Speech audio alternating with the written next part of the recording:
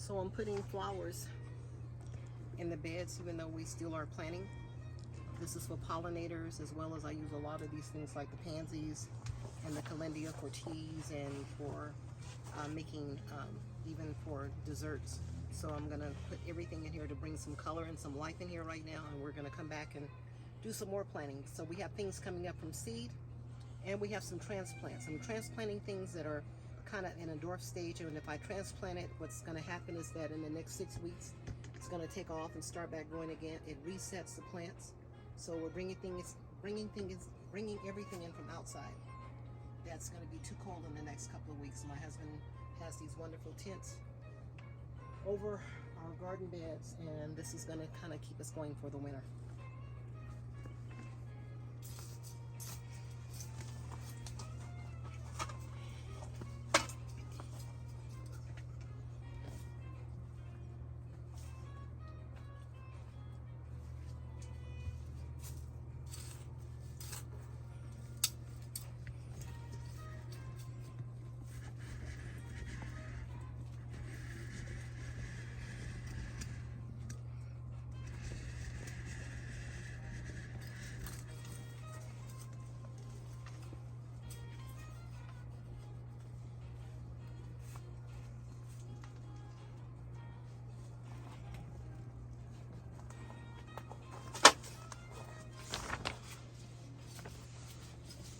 Strawberries have runners. The strawberry has runners? Yeah. That's all right. Those are new plants. Let's kind of project ourselves here so we can be heard. It looks nice in here. I'm already happy that we did this. It's going to be some 30s next week, I think, after 10th or so, looking at the weather reports. It's going to be in the mid-30s, 32. Some days it's going to be below freezing. And so this is good that we did this. We'll be able to have food. You know, a few weeks from now, things are, as the winter progresses, they'll get larger and we can continue to eat out of our gardens. Just got to figure out how to get some irrigation, not irrigation, well, irrigation is a problem right now, but some windows in here so when spring comes, we may hopefully be able to leave this up. Hopefully. Look at this. This is a bright idea. Well, and just take that off. Yeah. Yeah, that's fine. Just taking it off and starting it is perfect. Yeah. It's rotten enough that you can just take it off. Yep.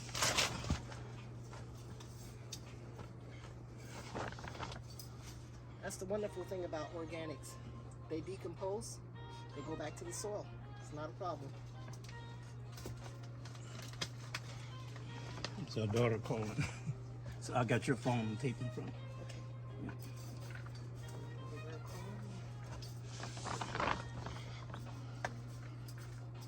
So my plan is to cut all of these pepper plants back. But when they come back, they're going to be nice and bushy. I'm just going to cut them back some, and then I'm also putting flowers in, so we'll have natural pollinators in there. That's a pansy. I'm putting in some calendia. Got a lot of other flowers to plant too, so we're going to have more flowers and herbs. All of the garden beds are mixed with flowers and herbs, shrubbery, and vegetables. I like the combinations together. And this one, I'm going to take this out completely.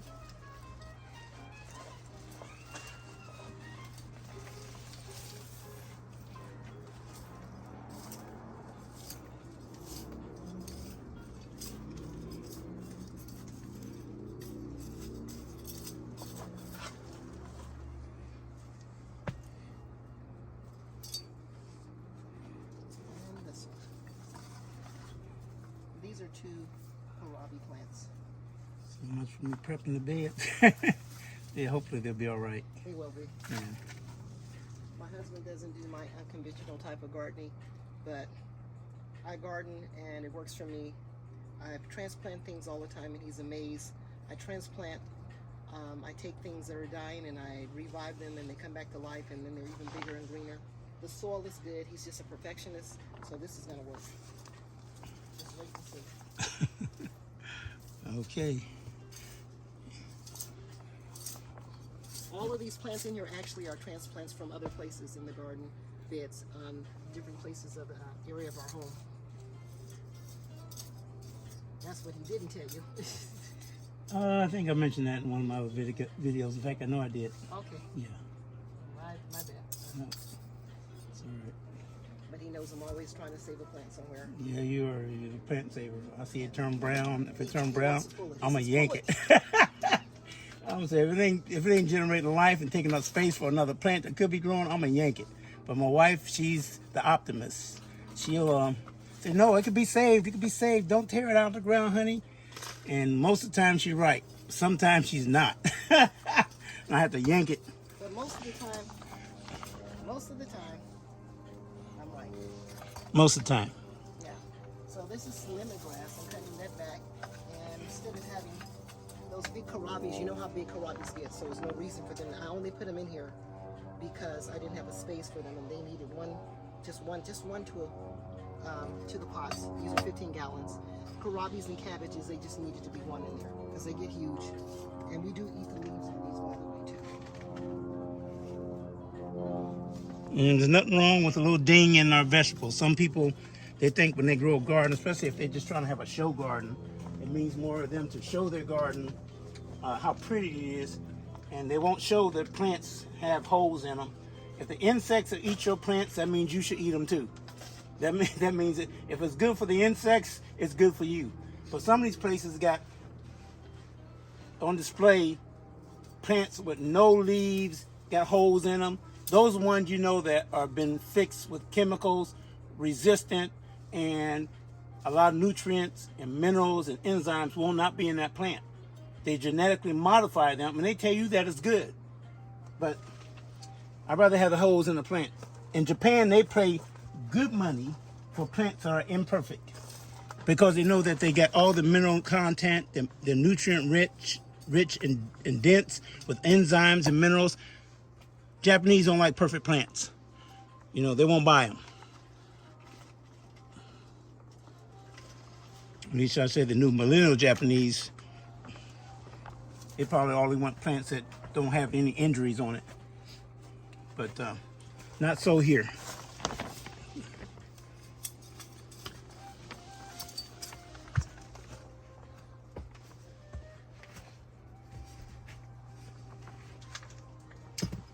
My goal is to welcome the friendly pollinators when we open up, and also the beauty,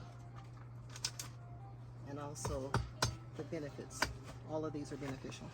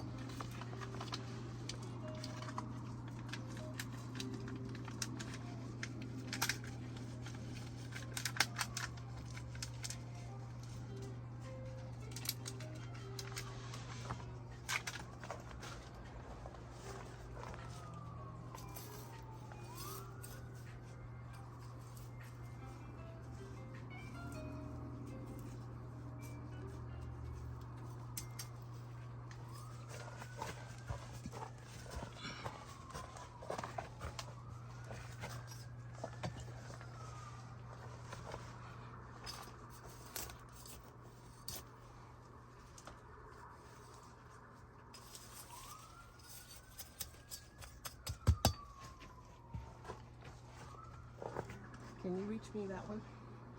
That one's, yeah, laying there. It's just laying up. I have one left. Is that it?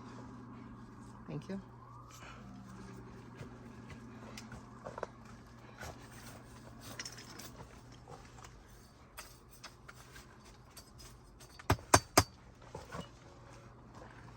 So we have pansies, bonbon, calendias, and the regular calendias. We had a wonderful crop in 2020, and for some reason in 2021 and 2022 I couldn't have any. So hoping that these are successful. They're all planted. I just planted some arugula out in one of the towers, and I'm going to plant some spinach in a little bit too. We have our strawberries. They have runners on them. We have cabbage in here. The Swiss chard and the beets are coming up just fine, and also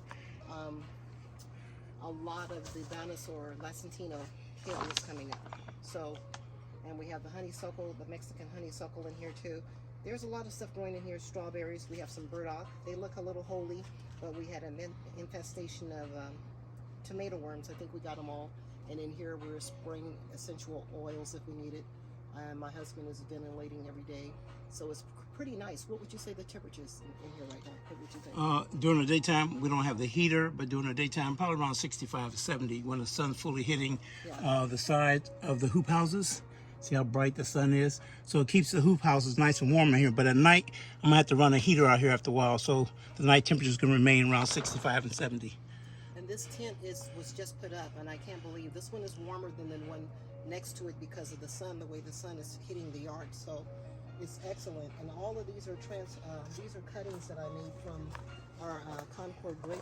Is it the Concord grape? They're Or is it Sauvignon? no, they are Sauvignon Blanc. Sauvignon Blanc. With seeds. Yeah, with seeds. So I took my seeded grapevines and I did all these cuttings, but as you can see, they are new grapevines coming in. So they're getting roots. And I have a lot of different plants that I did on the other side also. Mulberries. We made some more transplants from figs. So we're multiplying ourselves by transplants right now. And all of this is a part of our food forest that we're working on. And the 3 different properties. So we have a lot of work ahead of us. Nothing keeps us from working. We're gonna have some hot tea right now that I just gathered from out here in the herb garden, and we're gonna enjoy that, and we will see you soon.